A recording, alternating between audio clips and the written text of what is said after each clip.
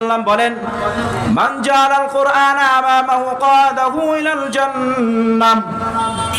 কোন ব্যক্তি যদি কোরআনকে নেতা বানালো, কোরআনকে ইমাম বানালো, কোরআন ব্যক্তিক তার জীবনকে গড়ালো, আল্লাহর হাবিব সাল্লাল্লাহু আলাইহি সাল্লাম বলেন কোরআন তাকে ডানে নেবে না, কোরআন তাকে বামে নেবে না।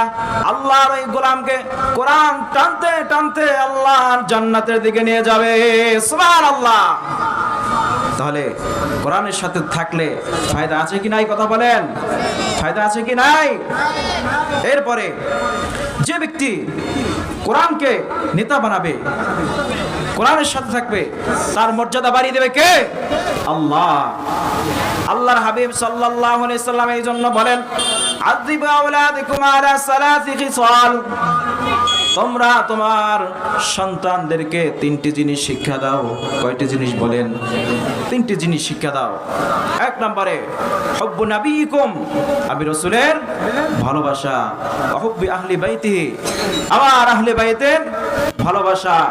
তিন নম্বরে কিরাআতুল কুরআন, তোমার সন্তানকে কোরআন শিক্ষা দাও।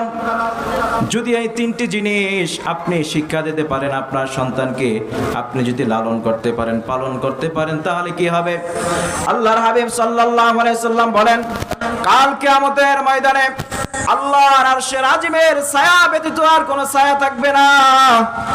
ওই দিনকে রব্বুল আলামিন ওই সন্তানের সিনার ভিতরে কোরআন ধারণকৃত থাকার কারণে, কোরআন ব্যক্তিক জীবন গড়ার কারণে আল্লাহ পাক রব্বুল আলামিন তার আরশের ছায়ার নিচে নবী এবং ওলিদের সাথে তাকে জায়গা করে দিবেন। সুবহানাল্লাহ।